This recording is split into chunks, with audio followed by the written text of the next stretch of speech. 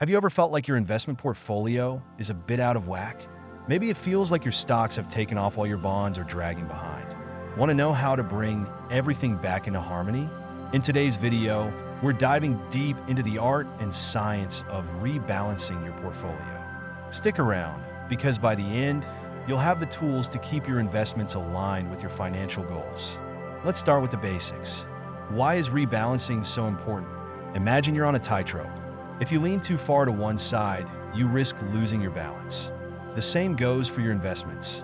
Over time, certain assets might perform better than others, skewing your original allocation. This can lead to increased risk if, say, stocks now make up 80% of your portfolio when you intended for them to be 60%. Now, what does rebalancing actually mean? It's simply the process of realigning the weight of your portfolio back to your desired allocation. Think of it as tuning a musical instrument. Without regular adjustments, the harmony gets lost. So, how often should you rebalance? A common strategy is to check your portfolio quarterly or semi-annually. But here's the key. It's not just about the calendar. Pay attention to significant market changes or personal milestones. Did you just get a promotion? Maybe you want to adjust your risk tolerance. Here's a simple method to get you started: the 5% rule. If any asset class deviates from your target allocation by 5% or more, it's time to consider rebalancing. For example, if your goal is 60% stocks and they balloon to 65%, you'll want to sell some shares and buy into your underperforming assets like bonds. Now let's talk about the emotional side of investing. Rebalancing can be tough, especially when you have to sell off assets that have been performing well.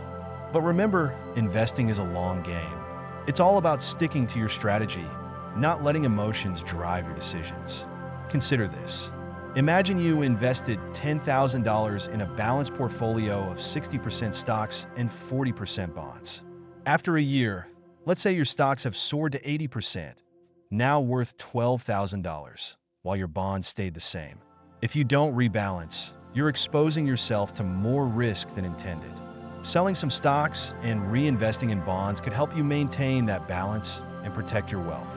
Now let's get practical. Here's a quick list of steps to follow for effective rebalancing. 1. Determine your target asset allocation. What percentage of your portfolio do you want in stocks, bonds, or other assets? 2. Review your portfolio regularly.